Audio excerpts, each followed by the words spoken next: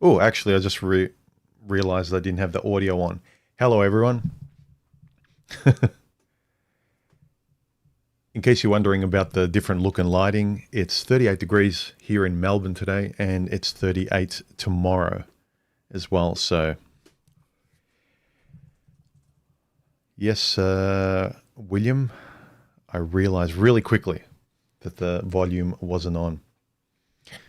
I kind of put it on mute as I'm setting up and the stream's loading, just so you don't hear me in the background bumping around and saying, okay, testing, testing, 1, 2, 3. All right, hope everyone's well. Let me know if you can see and hear me properly. Hi, Luke. Hi to the regulars. Mr. Adams. Nikos.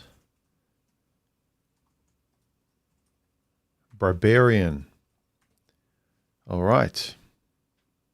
Okay, today, as is underneath this stream, the topic is the reason you like being alone, or possibly the real reason you like being alone. And I think deep down, it's why a lot of people call themselves antisocial, or they would prefer to be around. They would prefer to be away from those performative barbecues where everyone just says the same things. It's almost like they press play on a tape deck and people say the same things.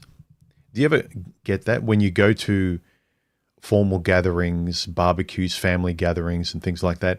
It feels like the equivalent conversation to office chat, where people are pleasant and they just describe everyday life. And, well, you know, my husband the other day, he had a cold and I didn't get a cold, but Jamie, she got a cold and she likes pasta, but Emily likes broccoli. And it's like, okay, right, let's all just describe what our eyes see. Let's just go through everything we've seen through the week and everything we've done.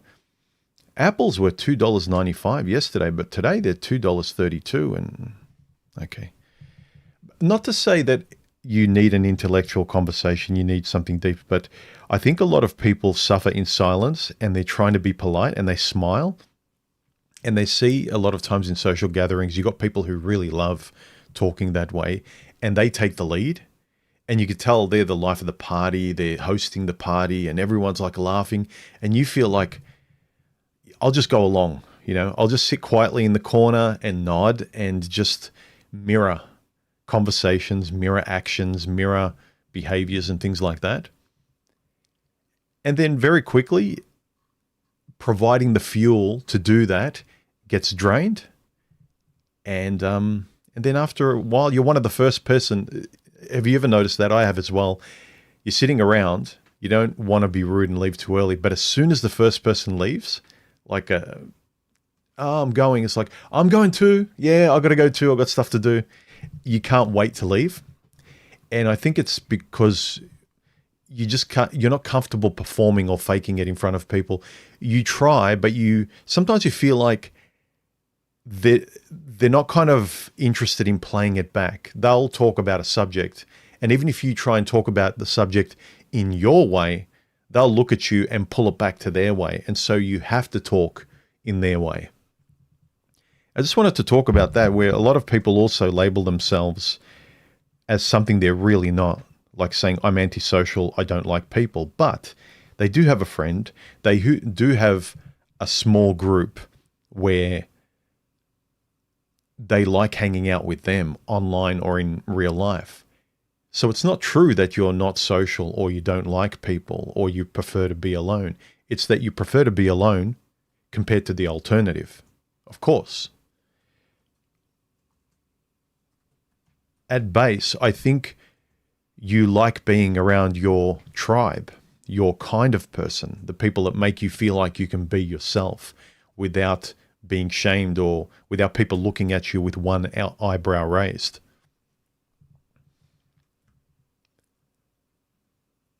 So, okay.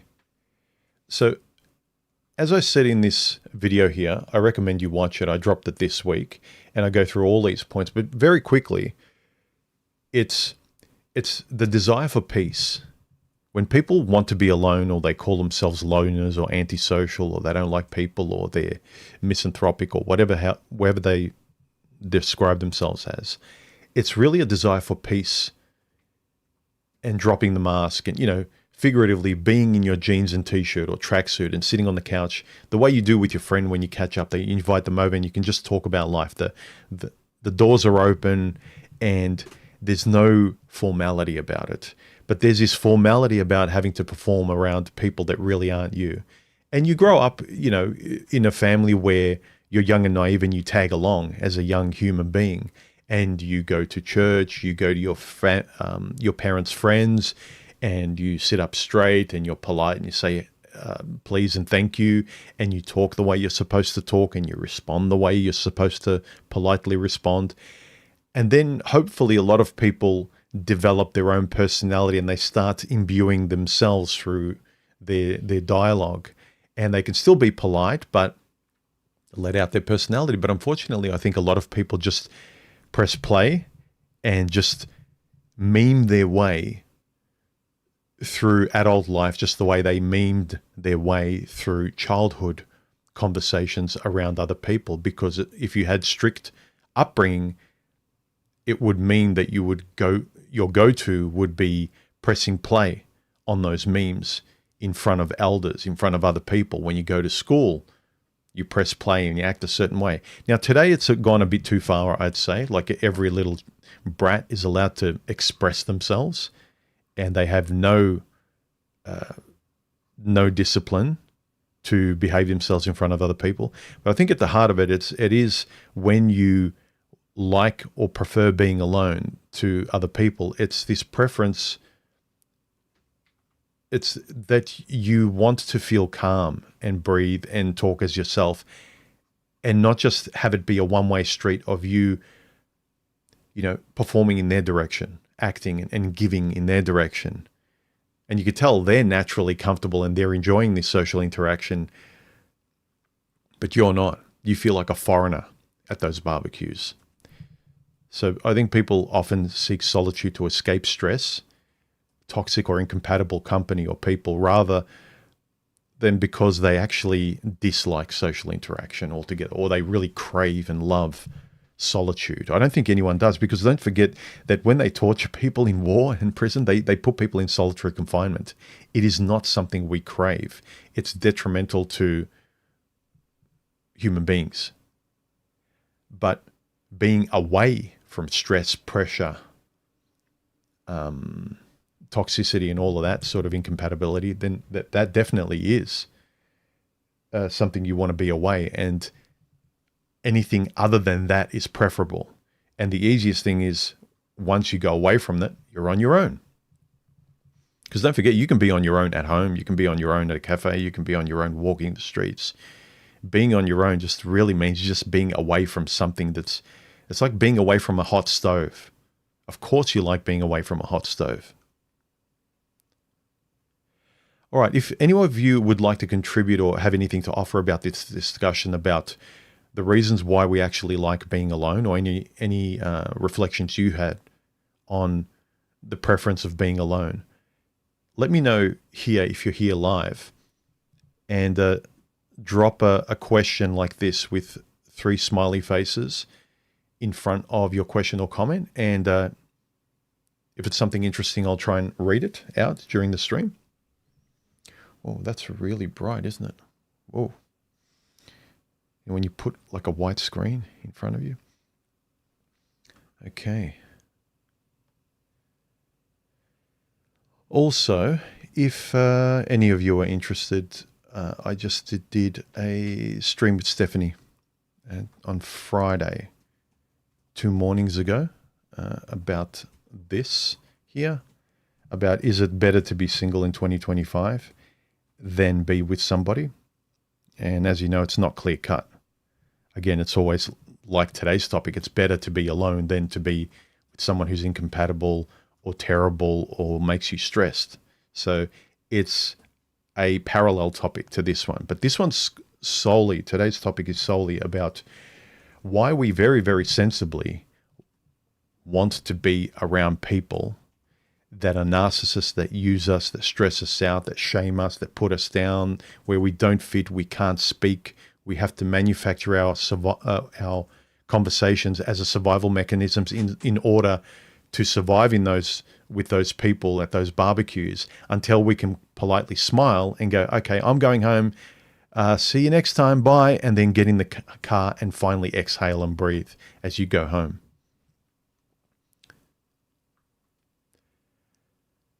Hi, Rocket. How are you? Bandrew. How are you, dude? Haven't heard from you in a while. If anyone's interested, he's got a great YouTube channel. If any of you are audiophiles and into microphones, he has a great channel reviewing microphones and audio gear. Highly recommend it. Karu, how are you, man? Karu says, most individuals that are alone show a plethora of maladaptive traits, cope about how superior and how much better they are than normies. Normies are the majority. You should strive to be one. Yeah, it's very easy to make fun of people who can adapt to social situations, to general life at work and things like that. It's much easier and preferable to be at home. After all, we go to work, but we prefer to be at home. We prefer to go home. Of course. Okay, I've done work, I've contributed, I've put in effort, now I can relax. And relaxing is usually being on your own, going home, playing a video game, chatting to your friends online.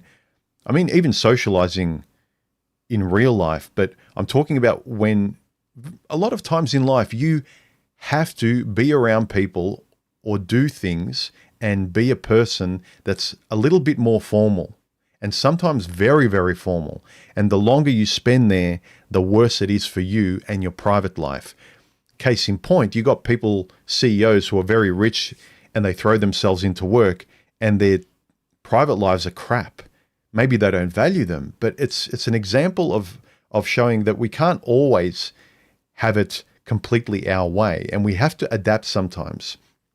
Remember, who was it? The behavioralist who sort of said the strongest are the ones who adapt. I can't remember who it was. Really well known, anyway. Nikos says, just like solo traveling, you can see and do what you like at your own pace or liking. Yeah. And look, it's like if I was drawing, right? I love drawing on my own. It feels awesome and doing that on my own. But if I have someone over my shoulder saying, what are you doing? Fill in that bit. Draw me. It's like, you can be polite to a degree, but there's some things that are more pleasurable on your own. There's some you can do with other people. You just have to be, what's the word? You have to have the wherewithal to kind of know that sometimes in a social situation, for instance, say you go to church, right? You grow up with your family, like myself. I'm not a believer, but I enjoy going to church for the social interaction of being with my family. I saw it as a fun thing to go with the family in the car and be with them, and it was almost like otherworldly, but it's not because I was pious or anything like that.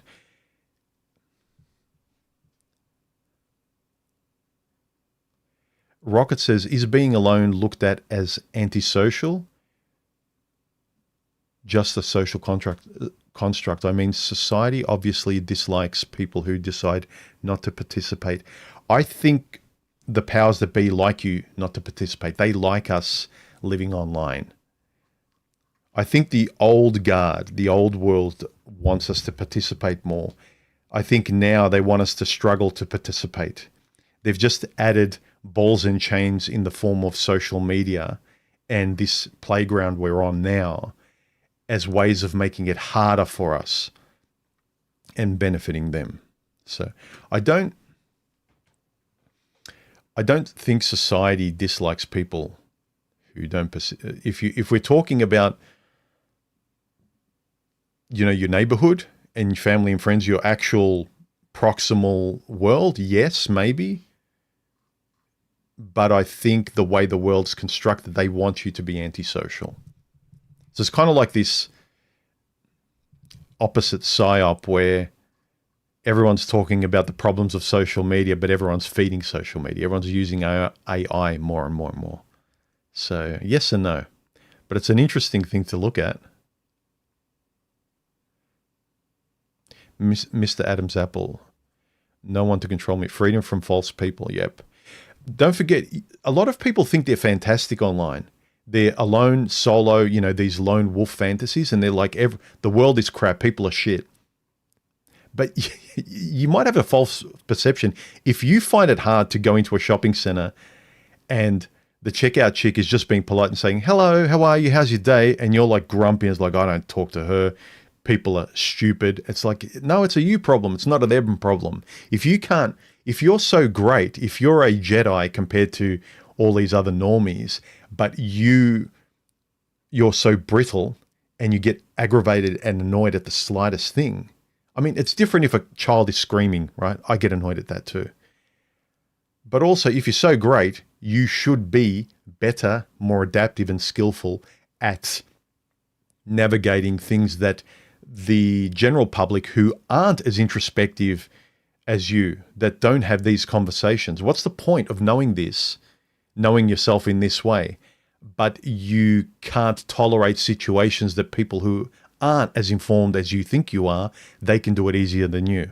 It's something to think about, because myself, I knew for years that I knew all this stuff about relationships, men and women, but the guys who weren't into, you know, absorbing too much of this information, they had an easier time. They had a lot more fun dating out there. Too much information is not power. It's not. It's potential, but it's not power. It's your ability to use it out there and see if it's useful. Yes, thanks, Karu. It's Charles Darwin. That's who I was trying to think of. Charles Darwin. Yes, thank you, EO Logs. Yes. Remember, if you'd like to ask a question or add to this conversation,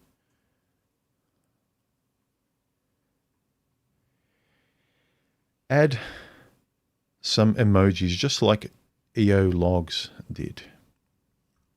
So back to, let me bring up the window and also blind everyone with the light. Can I turn my ND filter down a bit? Yeah, it's a bit better, I think. A bit more moody. All right. As I mentioned in the video, think about how energy draining it is for your mental health. Like a child that's brought up in a really strict household where they don't have a voice at all. You don't speak out of line. You only speak in the way mum and dad approve of. You know, we've seen those movies where it's ridiculous, and you can't wait to break free when you can finally leave home. It's energy draining. Imagine being a kid all your life where your parents don't let you express who you are. You're holding your breath all your life. And I think that's how some people feel when they're in incompatible social environments and they feel like, oh, this is PTSD from my childhood. Having to hold my breath and smile to survive, this survival instinct of I'll walk and quack like a duck until it's safe to leave, and then I'll go, haha, bye. No one look at me, and then out the door. So I think it's more selective socialization with many people. As long as you're aware of this stuff, you're not just this solipsistic, childish, like, I hate the world, everyone's stupid, I'm the best, and everyone else is dumb. As long as you're not like that, you're stepping outside of the social interaction and you're going, they're acting like this, I'm trying to accommodate them, but the moment I start speaking and at a point of view, they don't want to listen to me, then you can actually see realistically, okay, this person's selfish. They just want to, as Quasimandias said, most people just want to talk at something. They just want to talk at you. They don't want to have a conversation. They don't want to relate. Which reminds me, Quas, we need to do that chat. We were supposed to do something over the break, but we never did. We were too busy living life, probably. And Yeah, most people just want to talk at you. They don't want to have a conversation which involves active listening and in real time keeping the tennis match going. People just have this list of things they want to talk about, big note themselves, tell you how whatever you just said, well, they can do it better. They had a better experience, but what about me? You know. Okay.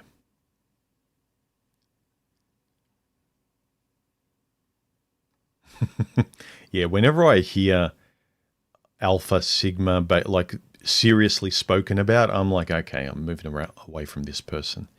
Not because necessarily I don't know what they're talking about. They're trying to make a distinction between certain groups of people compared to others. But when they label themselves, well, that's why I'm a Sigma and I'm like this and I'm proud of myself. It's like you're making yourself into a cartoon character. Because if you talk like that to the average person in the street, they look at you like you're goofy.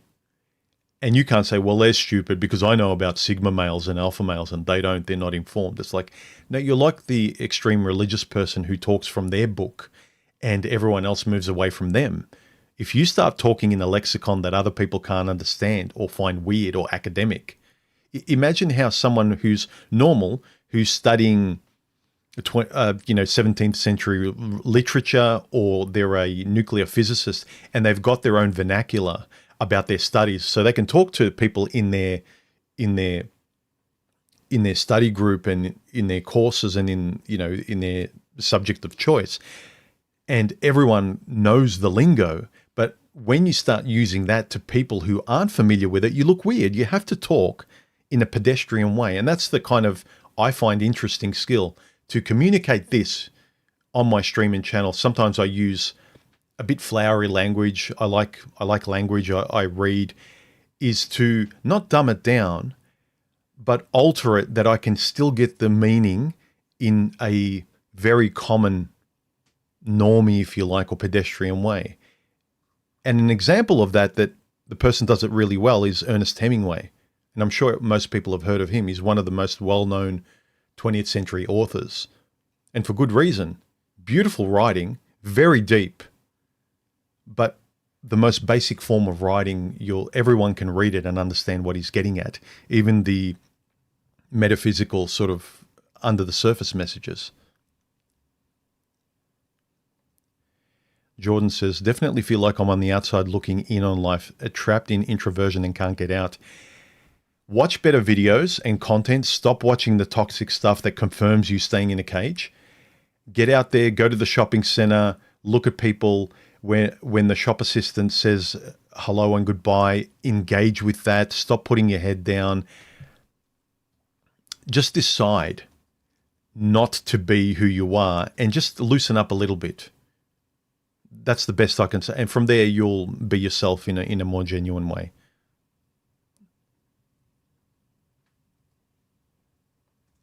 AO Log says, recently I've been reading about Adlerian. Yeah, what's his name? Was it Joseph Adler? Or I think it was Joseph Adler, a psychologist. He had some really good insights. He speaks a lot about behaviors that are antisocial being on the useless side of life. Ultimately, our actions are to benefit others. I remember reading excerpts of him, because if your internal ethical system and the way you conduct yourself around people only works in your fantasy world, and it cannot plug in real life around people, it's actually useless. It's useful on your own to entertain yourself and to quell the voices in your head and anxiety. But just like philosophy, if it can't be practiced, if it can't become ethical, ethics mean it needs to be real, it needs to be practiced. You need to speak, you need to see it become real. Your ideas, your philosophies, your journaling, your thoughts, they need to be tested in real life. Then they become ethics because they're practical. Unless you can do that, it is useless. So even if you got away, well, I'm going to be like this from now on. I'm not going to let myself be taken advantage of. I don't want to be afraid anymore around women when I go on a date. Do things and change your mind. I hate using that word because it's very cringy, but change the way you think and what you don't usually say that you're ashamed that you didn't. You keep your mouth shut in social interactions, and then afterwards, like, why didn't I say something? Start doing that in little steps. Give your opinion. Give yourself permission. Then when you practice these things, then you see they work. Then they're not useful. But if you keep them in your head and in your little bubbles online, then they are useless.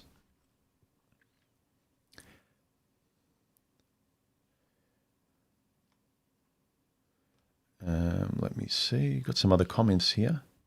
Remember, leave your emojis after the comment. Before the comment, not after, like this example. But Mike Smith, thank you very much for the super chat. I appreciate it, man. Appreciate it. Christopher Foster says, my wife is controlling and insecure. I'm miserable. She is threatened me by having a job and friends. She's threatened you. She's threatened by me having a job and friends. Sorry, I misread. Even if I tell her to pull her head in, it still ruins my day. Yeah, look, I don't know the context of it. I don't know how quickly you got married. I don't know if you guys got along before you got married, if you even talk. It sounds like you're with a very incompatible person. You might have kids and it's hard to get out of that situation. I wouldn't pretend to give advice, but yeah, that sounds like a shitty situation.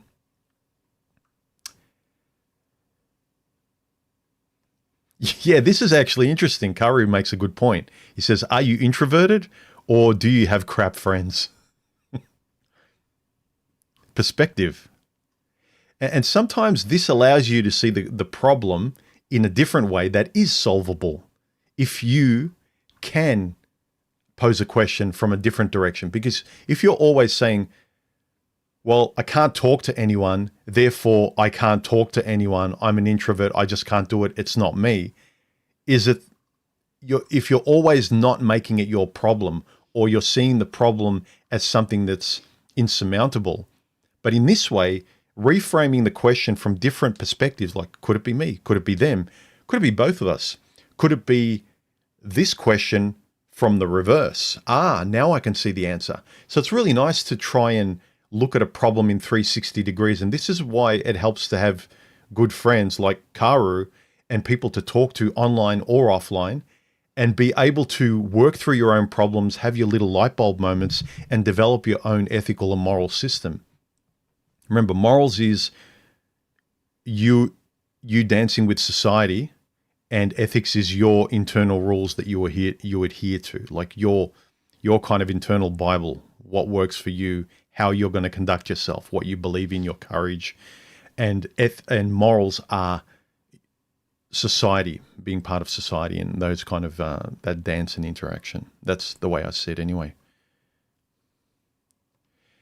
Christopher adds on to his terrible marriage story with, we both met because we encountered evil as both we were knowingly giving herpes.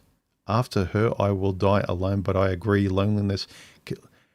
Dude, what were the you got together under such terrible circumstances? Like, I'm not going to say it's on you, but it largely is. But like, if you're in a situation you can't get, you don't get together with someone because, well, that's the best I can do. You don't have a high opinion of yourself.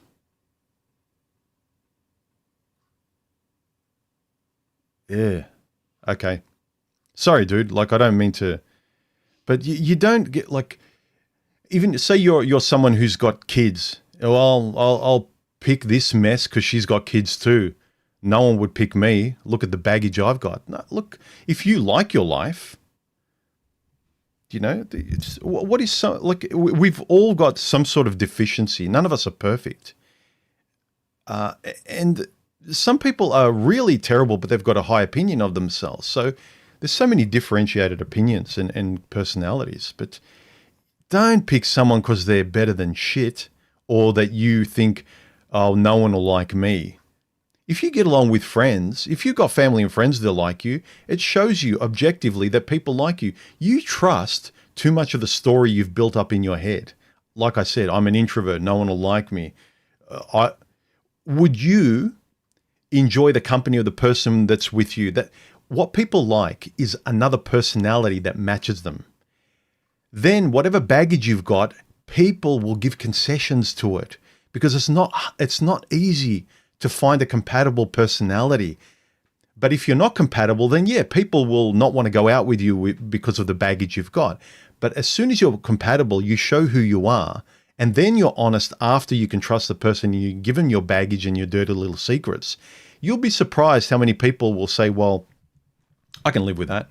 Yeah, I know it's like, let me think about it. All of us, me included, everyone's got secrets and things we rather not have and deficiencies and whatever. But if you've got them or you're working on them, just be open and honest about it. But if you already just think of yourself as a zero and you're going out there just begging for scraps, you're going to get terrible relationships. You are better off being alone. I don't like giving advice, but if it was me, I would be giving my best friend this advice. If I was into kids and had a son, I'd give him this advice. You don't do this. You don't just take the best you can do because you don't think much of yourself and you think no one will have you. Just stay on your own. At least you'll treat yourself better than you are treating yourself with people.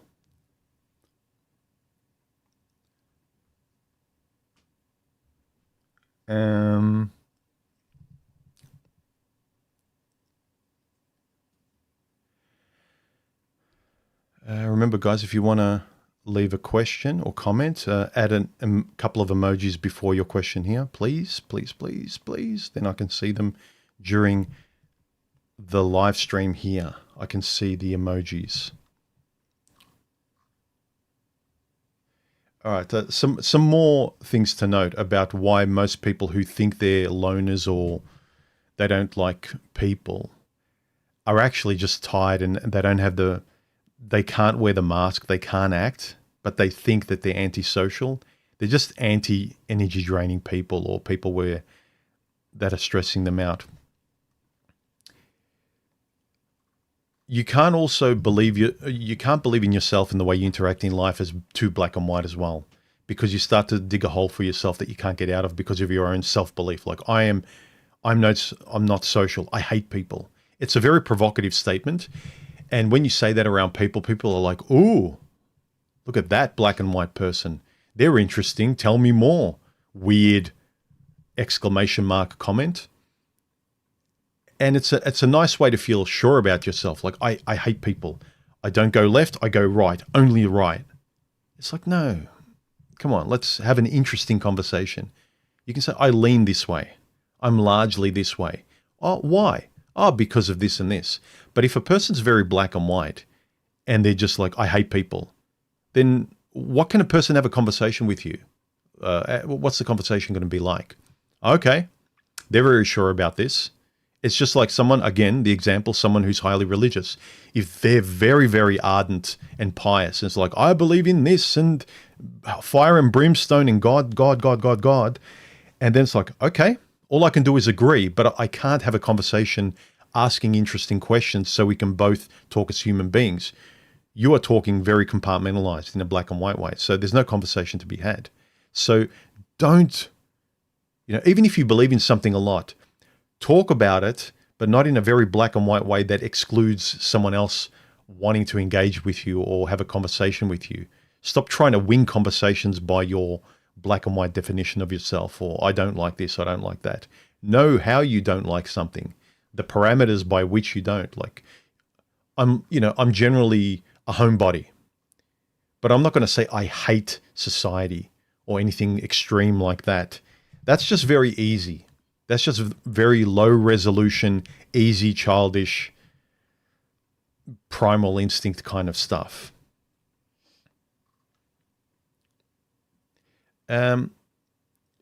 Most of us prefer meaningful, enriching interactions over forced, shallow, performative ones. So it leads us to withdraw from people that are draining us, where we're having these debates where we're not agreeing and we're always butting heads, and you're in those interactions at work where you have to be agreeable. You don't want to say something that's individual. You don't want to give a real opinion. You actually at work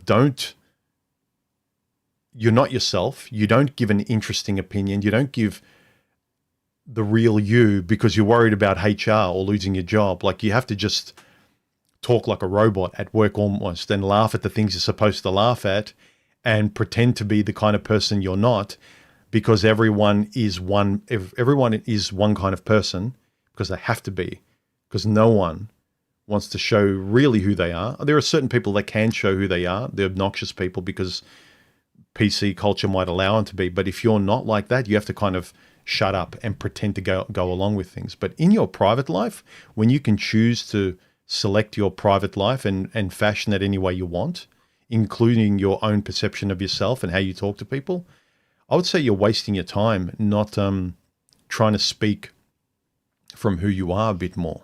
Obviously, I don't talk like this in front of family and friends. I kind of make the language a bit more pedestrian.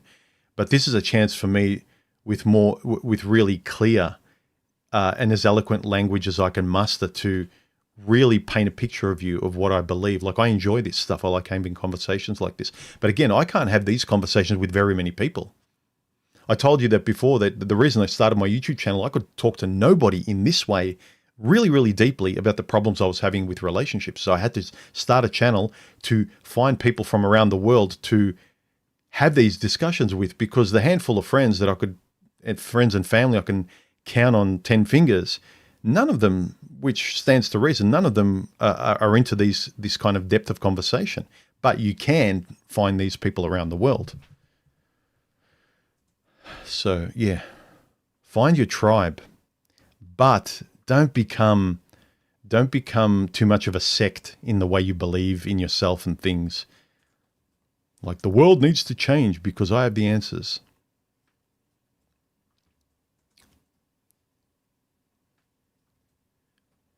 All right, I'll keep going because there doesn't seem to be any interactive questions during the stream here. Okay. Also, there's a survival instinct in wanting to be alone, because if you're at work, if you're someone who's worked in a corporate environment, and if you have to smile and go, yeah, how was your weekend? How about the football? The weather? And it's all the kind of conversations that I can't stand on dates, but I'm doing them all day with office colleagues. I'm telling you, at work, when I used to work in the city, and tell me if a lot of you guys who probably are more like me, when I used to work at work in an office building in the city, used to smile and pretend to have these fake conversations. When it came time to have my lunch break, I would never have it with them. Once in a while, when you had to have a work lunch and it was like socially, proper, I would. But if I had a choice, I would always just walk out, go for a walk in the city on my own, and just walk around the stores and go to bookshops and, interact more as me. I would exhale on my lunch breaks. I would not go on lunch breaks with work colleagues because there was no one at work that I could have anywhere near these kind of conversations with. So I was very attuned to, I wanted to have an interesting, enjoyable life where the conversations are likewise.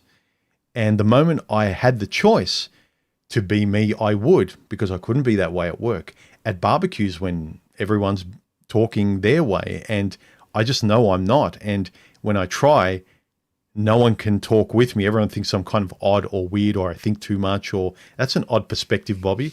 Or you go to church and you have to really formalize the way you speak and stand up straight, and you go to the right and the girls go to the left and everyone stays silent, and all you do is sit in solitude and say amen every so often and stuff like that. So the chance where you can exhale and just be you in a normal conversation can be rare. Boffin, how are you? Dude, he says, people love stories. I think we navigate the world and life telling ourselves stories all the time. If you adopt I'm an introvert as part of my story, you will drain yourself into being one. Yeah, you will define yourself into that which flatters your ego and helps and makes you feel safe. When you're kind of like, I'm an introvert, or I hate people, I don't talk to anyone, like no one gets me, then that's an easy way to feel safe and to make sense of having to navigate and adapt to stress, mildly uncomfortable situations. Like, don't tolerate stress and abuse and people crossing your boundaries, but sometimes formally you just have to pay the piper, and you want to keep your family around, you have to go to family dinners every now and then. You have to learn dinner tables chit chat and stuff like that, but you don't have to love the life they like. And if they're forcing you to do that, like, you shouldn't have to. You're not, the world doesn't need to change to you. If you want to interact with the world, and if there's parts of the world you like traveling, you like your family and friends, you have to kind of meet them part way. It can't just be every time you go with family and friends, it's like, it's just going to be me, my script, what I want to talk about, and I'm going to dominate and talk at people, and they better damn well come to my side of the conversation, otherwise I'm leaving. That's childish. Luke says, do you feel you can't speak like this around family and friends due to them possibly not being able to relate, understand, or is it just easier for you and them to keep things simple?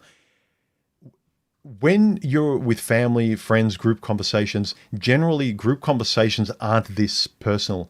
With family and friends, I can one-on-one have more of these conversations.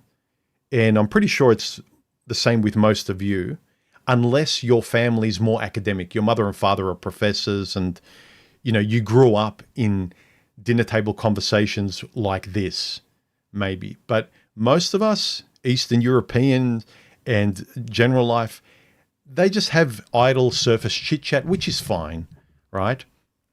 But even at family dinners, I can have more of these conversations if I zero in on certain members of my family and ask them, hey, question.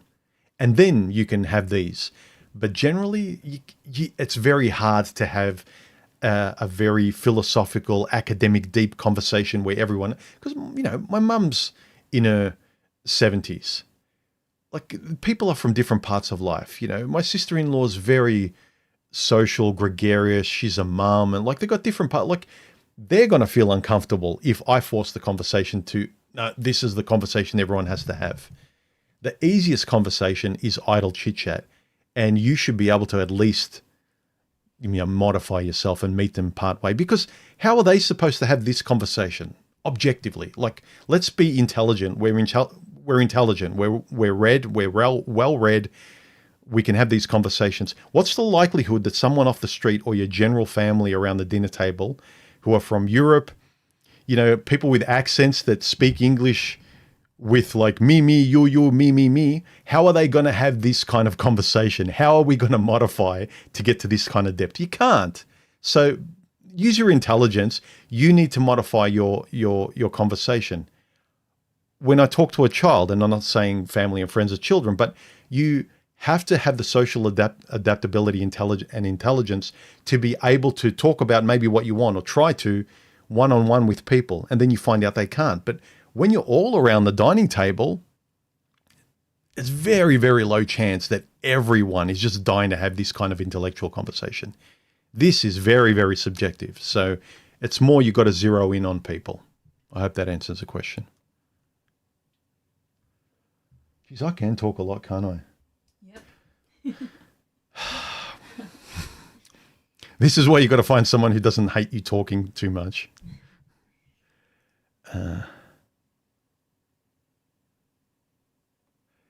Ruben says, I keep attracting women who just got out of a long-term relationship. Last girl I met, I shot down knowing it was not going to end well. I'm alone fixing whatever I'm doing wrong. That's odd that every girl you keep attracting. Whenever I hear people saying, I keep attracting bad boys, I keep attracting bad girls, no one's forcing you to go on a date with them. There is just something that makes us attracted to them. You're attracted to them. You're not attracting them. They're not like moths coming to you, just standing there and you're not doing anything. You're actually going towards them. You see something interesting. You feel something interesting. And without getting too cliche, it's probably like me, like everyone else, it's got to do with your childhood. There's something about the way they talk, look, their body language, just the way they come across is very, very familiar. and it's probably to do with your past. But if you notice it, just the easy way to overcome this is like if you start chatting with any girl, you should just ask. One of the first questions is like, when did you break up? When was your last relationship? And as soon as they say, oh, I just got out of one, then say, well, either let's be friends, let's take this slow, or no, sorry, I've got a habit of doing this, or no, thank you. Just take control of it. See how it feels. You'll actually have, you'll feel better about yourself, because a lot of this is also you start to feel powerless and demoralized in dating because you feel like, well, I'm helpless. I keep attracting these things. I'm just walking around. I'm this light that's attracting certain types of moths. What are you sorry about? Just my opinion. Not sure what you mean. Ruben, thank you very much for the super chat. I really appreciate it. I hope you guys are getting something out of this and something out of the video I dropped here. I really enjoyed making it, and I think there might be something in it, a perspective that might help people who just really define themselves and see being alone or having to be social as like a very binary thing. And it's kind of not. It's a lot to do with how you believe or how you see things. Luke says, yes, you can talk a lot. I'm pretty sure that's why we are all here. Yeah, sometimes I think like, why isn't anyone interacting? Why isn't anyone talking? Because I think last week I liked that I didn't label the stream any topic, and it was just like a general Q&A. Let's catch up, and everyone interacted more. But I feel like anytime I put a topic, I put it as a jumping on point to give us something to talk about. You know, in a social interaction, someone starts talking, someone poses a question, and you start talking. So I think people think it's just like my videos I'm about to present, but it is a live stream. You know, you're not interrupting. Just be civil, and this is all about having a discussion, because I know how I think about these things, and usually if I've dropped a video like I did this week, I'm just going to have a conversation about the video, and I want to know your point of view. So please, by all means, ask a question or pose a comment. All right. Ooh, actually, yeah, let me change it to live chat. Maybe I've missed some.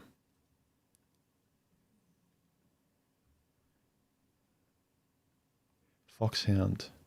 Do you game? I've gamed every now and then. It's really game dependent.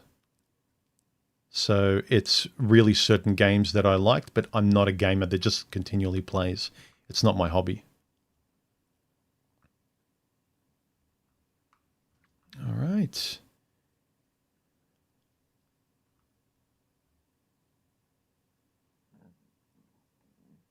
Prince Revolver says, the youngest of four and the only loner in my immediate family, I found wonder where it comes from. Everyone else is more extroverted and outgoing. Yeah, I'm kind of the same. I'm the oldest, and I'm probably the biggest homebody. Although I think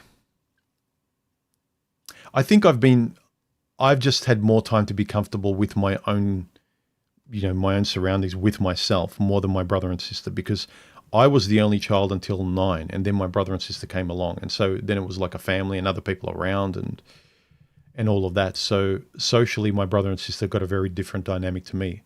I grew up being very independent, very kind of confident and self-reliant until the age of 9. So my personality was always already formed. If you looked into psychology, the core of your personality usually is set in concrete largely by the age of 7, 8. And I definitely was by the time my brother and sister came along. So, yeah, I just got very comfortable being on my own. There's just absolutely no fear. And so much so that when I left home, I remember my mum and other people in my family were always checking in the first couple of years. They wouldn't believe when they'd ask, are you okay? Do you get lonely? Are you okay? They'd feel sorry for me. Like, relax, guys. I love it. It's great. Look at my face. I'm calm. Like things are good. Trust your eyes and ears. And after a while they did, because they can't see it. They don't believe it in their world. But I'm very, very comfortable on my own. And again, Stephanie is the same way. It's the reason why we get along so much, that we're cut from the same cloth.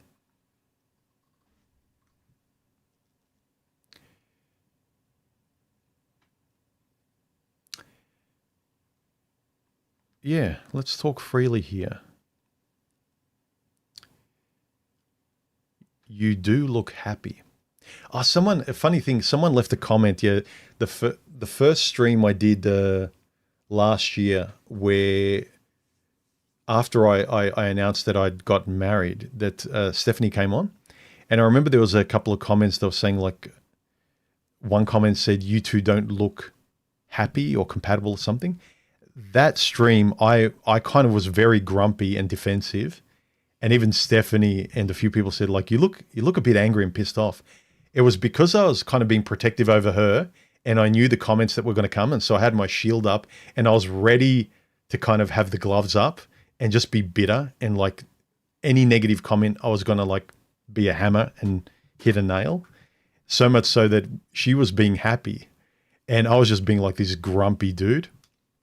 So that first stream was, I admit, I didn't look very happy. But yeah, I think I'm a pretty happy guy. I know that whenever I talk to Karu, sometimes we'll be debating a topic, and whenever I've got this view of equanimity and like a balanced view of like, oh, well, maybe this side, and don't be too hard on these people, or we're talking about the differences between men and women, I'll say, well, you know, women also. And Karu always throws out the comment, you're being human again. Like you're being balanced. You're being too calm. Like, so yeah. I find it, I don't like it when I get on edge. I don't like it when I feel fearful. I don't like it when I have anxiety. I don't like it when I'm on edge.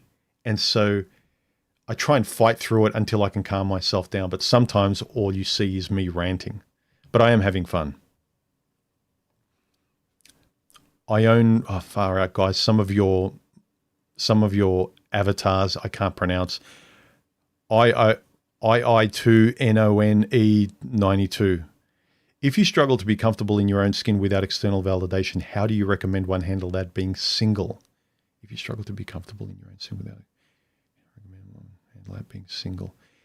I touched on it before. I would say if you really don't have real life friends, if you're online, so obviously you're chatting like this, you're watching videos, you're interacting online, you might be gaming.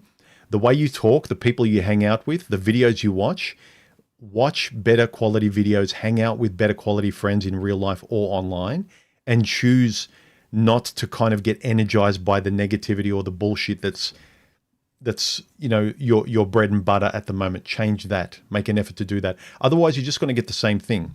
I got tired of getting no answers from, you know, where I was making videos from the past. And I was like, I'm not getting any answers in real life. Every time I test it in real life, I can never fix any of my problems. Let me look philosophically. Let me watch these channels. Let me try this. Let me try what a normal person in real life suggests, you know. A lot of times online, we think because we're part of a certain group online and we academically know a lot, that we're smarter than everyday people who just do it by practice, and they don't know the theory to the depth we do academically, but they are just really good naturally. But they're good naturally because they're practicing in real life. Guys who are naturally good with women, they're just kind of trying and failing and paying attention and mentally remembering what happened and then again and avoiding that. But we're just kind of like, well, I'm never going to interact until I've got a perfect blueprint. And then you go on in real life and you can't remember the blueprint. Briberian says, plot twist. A lot of people who like being alone, is often understimulated. So they want and need to use more time focused on feeding their brain, hence the time alone. Yeah, but there's only so much time you can think, you know. Intelligence is overrated. It really is. I think when you're alone, you've got problems. You have to think it through, but as a way that you can start where it's good enough that you can start trying things, that you can walk out the front door, that you can talk to people. You know, as long as you start getting some insights like, aha, okay, I think I've solved this, or this might be a solution. Let me try it. You have to try it. So intelligence is overrated. Like, I like talking, I like intelligent conversations, but it's overrated in terms of solutions. Action is the most important thing. So intelligence, don't put it on a pedestal as much as you think. No matter how you hear people more like me or anyone else talk, I place action and trying and just being a reasonable person. Basically trying. I rate trying and action above your intellect and your theories and your PhDs and your beautiful lexicon and all of your knowledge based on whatever it is that you're really knowledgeable about. If you can't talk to me, if you can't interact, if you can't show me all your theory in practice where I can get impressed, then again, I reserve right to kind of say, well, you know a lot, you speak well, but we've seen a lot of the kooky left who come up with wild theories, and a lot of them can speak really well, really quickly, really switched on. You look at people like Destiny, you look at people like Andrew Tate, whatever you might think of them, they can talk really well. They're very quick, they're very intelligent, but it doesn't map onto reality very well in a lot of areas. Like if you live in the suburbs, it's only real and it makes sense if you can use it in your suburbs. If not, move somewhere else. And if it doesn't work anywhere, then your theory's full of shit. But coming here and seeing your happy face does put a smile on my face. Oh, thank you. Phil says, how did you and Stephanie meet? Well, the answer to that question, go to our channel and we did a whole video on the timeline of when we met to when Stephanie got here and we got married. And that video is on our channel, our couples channel. Go to my homepage on my channel here, Human. Go right to the bottom and there's a channel, a circle called Bob and Steph. Click on that. And there's a video called, what's it called? How We Met? Something like that, like How We Met. And it's basically the timeline of how we met to her coming here. So basically, in a nutshell, she emailed me because she liked the video and she really wanted to talk to me about it because it was important to her. And it was a really good conversation. And we emailed and then we Skyped and then like one thing led to another. So that's how it happened. That's how it started. Ooh, it's hot. I can feel it getting hot. How hot is it right now? Very hot, probably. Yeah. Yeah, can you look it up, babe? 34. 34 right now. Ah, man. Karu, give me some of your weather, will you? Jeez. Ah, Karu said, from meeting to marriage. That's the video. Yep. Go have a look at that video. Hey, Peg. How you going? All right. I think that is about it. Unless anyone else has got anything to add to this. Let me go through all the comments and questions. Thanks, Ruben, for the super chat.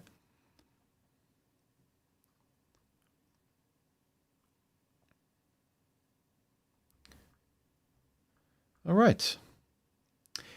If anyone has a microphone, jump on Discord, my public Discord, links below this video and on my About section on the homepage.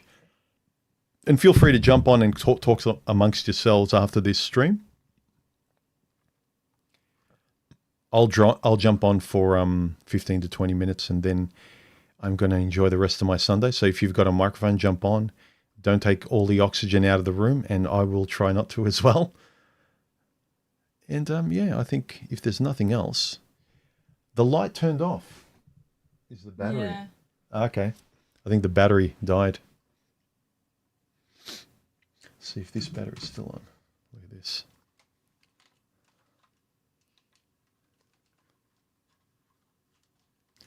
Let's, what am I doing? I'm just goofing around. Different colored lights. Look at these. How cool is that? Let's do another color. Red. Let's do blue. Anyway, let's do none. All right. For all you gearheads, you probably got something out of that. All right. For anyone who's interested, the microphone I'm using is the Lewitt 550DM audio interface Rodecaster Pro first edition, and the camera is a Canon EOS R6 running through OBS with a LUT and yeah, just graphics and overlays. And yes, I did draw this. This was a lot of fun to do. Sometimes you have a topic for a video and it's just tired of doing the same thing, like same face. Like I don't want to do those goofy faces like and things like that. So I'd rather illustrate something if it's not a topic that just my mug is good enough for. All right. I think we're done. The new Weekend album is amazing. DigiNomad says, do you think most MGTOWs would marry if ideal wife? Makes me think it's cope mostly rare. I don't know. I'd never took marriage seriously. I only married Stephanie because it was her, but I'd never, most people want kids. They know they want kids from an early age, or they want to get married. They believe in that sort of thing. I know I don't ever want kids, and marriage to me was just pointless. What's the point? You know, I don't want kids, so why should I get married? When I met Stephanie, it was just something I personally wanted to do for my own reasons. So I don't know if most do. Again, this should be individual. When we start getting into groups, like what most do or don't, what they should, what most should do, it's like, who cares? Don't tell me what to do. That's the whole point of MGTOW, is like, I'm going my own way. And that's the attraction. I'm pretty sure first wave feminists were like, you know, the version of MGTOWs, like, just leave us alone and we'll be responsible. We want to go our own way, and then become something else. And after the third and fourth wave, I think it's similar now to MGTOWs. It's like, now, whatever wave this is, it's like, you don't look like the initial wave of just let me do my own thing.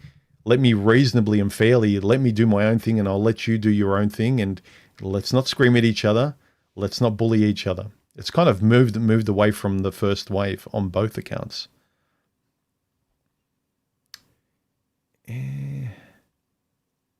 Congrats to both of you, human. Thank you. I'm not saying they are wrong, but it depends what is the purpose or point. You're talking about marriage. I think humans in the dark in this one. Are you talking about the light going out? All right. I think that's a cue for me to end this, that my light went out. All right. I think we're done. Have a good weekend, everyone. And if you've got any comments or questions regarding this topic, comment below. The rest of you jump on Discord. I'll jump on for a little bit, and I'll see you next time. Enjoy your weekend, and bye.